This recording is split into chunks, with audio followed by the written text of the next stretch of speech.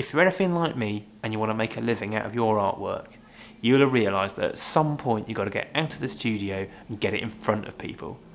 And it seems to me that the easiest way to do this is exhibitions, which quite frankly, contemplating that makes me want to weep, because there is so much more to them than just hanging a few pictures on the wall. The to-do list is massive, and quite honestly I've got to be a little bit careful. Originally I wasn't setting out to make paintings to make a living. This was a way for me to recover from a serious illness a couple of years ago. So I've got to kind of work out how to do it whilst keeping it fun and energising, because art has been really central in my recovery and I don't want to squander that. So anyway, brace yourselves, because a Benmo exhibition is coming our way.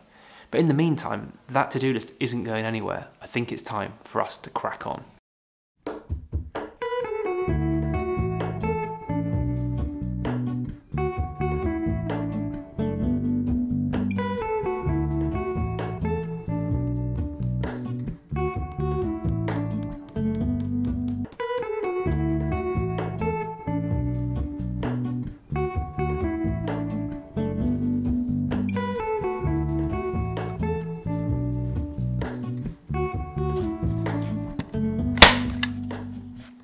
So the first thing we're going to need for our exhibition is a wall.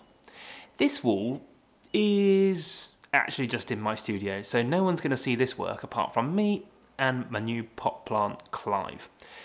Public walls are at best a bit tricky. At worst, probably illegal, and in the middle, probably just kind of pointless. So yeah, where does that leave us? Galleries. A gallery would be so nice, but what I'm learning is that competition is really stiff. There's so many good artists about, and so that's a bit of a non-starter really. But the other thing I've learned is it's good to have friends in high places, or at the very least friends with lovely shops. This is my friend Sophie's shop. It's called Rootstock, and she has very kindly let me put my work in this lovely bright room above the shop.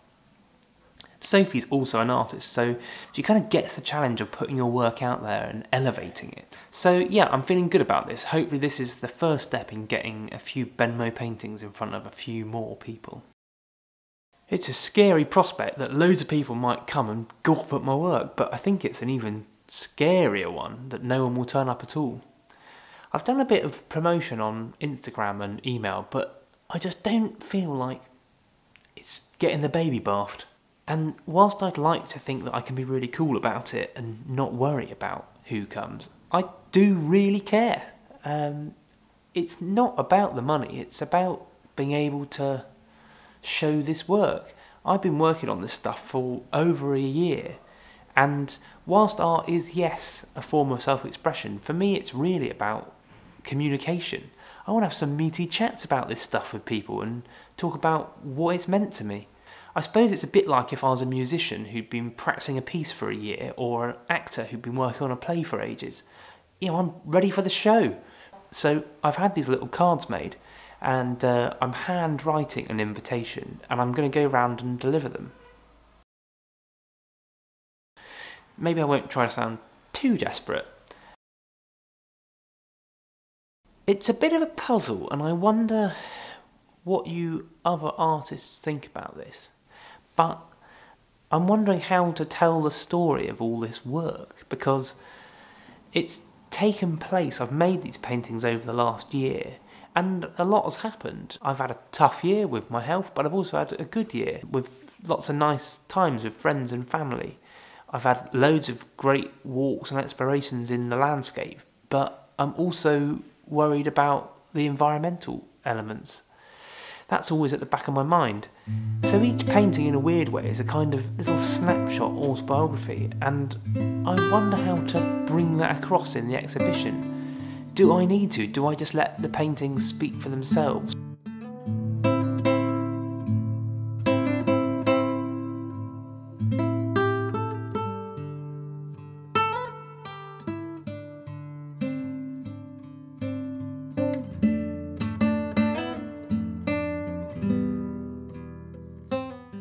I've never really understood the dark arts of curation and all that kind of heavy stuff that gallerists write about art.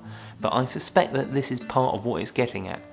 And I'm just hoping that when it feels right, it kind of is right. Anyway, I'd like to know what you think about that. I'm pretty new to the art world, really, so my experience is quite limited, really. But I do sometimes feel like it's a bit over the head of us mere mortals, a bit incomprehensible. I really want to avoid that with my exhibition. I actually just want it to be quite fun, really. So for that, I feel like I need a bit of backup. I've got some friends here in Bollington who run a cafe from their narrowboat. Jo makes the most delicious cakes, and Victor, he brings the witty repartee. So they're going to come down on one of the weekends when the exhibition's running, and we're going to serve tea and cake, and hopefully it'll be a time for family and new friends and old, and just to have a bit of fun, really. Even if no one likes the paintings, I'm pretty confident that everyone is going to like the cake. The last reason that I think that an exhibition isn't just bashing a few paintings up on a wall is that it's a really personal thing, this. And I think after my last exhibition, I was so hung up on it being a success that I didn't really enjoy it. People came and I sold some paintings, and I think by any measure it was a success. But afterwards I just felt kind of deflated and a bit of an anticlimax, really. I think us artists have a bit of a tendency to see our work as an extension of ourselves. The way I've got to look at it this time is that these paintings are separate to me, and perhaps exhibiting them is less of a sort of examination that I've got to sit, where I'm searching for a big thumbs up, a big tick, and instead it's just a celebration of a period that's been really fruitful and all of the work that's come out of that. So what I'm learning is that there's so much more to an exhibition than being good with a hammer and a few painting hooks. Actually, there's loads to this. I've got taking off the artist's hat and putting on the events planner hat, the storyteller, the social butterfly. There's a lot to it, and actually it's really fun. Over the next few weeks I'm putting the finishing touches to my preparation for the exhibition. So it'll be fun to have you join me in the studio. I'd really like to hear about your experiences of putting exhibitions on, and any top tips you can give me would be very, very welcome. And of course, please do come along, both virtually or physically. I'm going to try and make a few more videos about that kind of bring the exhibition to life. But also there is that event on the 13th of July with the cake and the tea, and Victor and Jo from Holly the Cafe boat. So get down to Bollington if you can, and we can have a lovely cup of coffee and a bit of a natter. But as ever, thanks so much for joining me, and I will look forward to seeing you in the studio next time.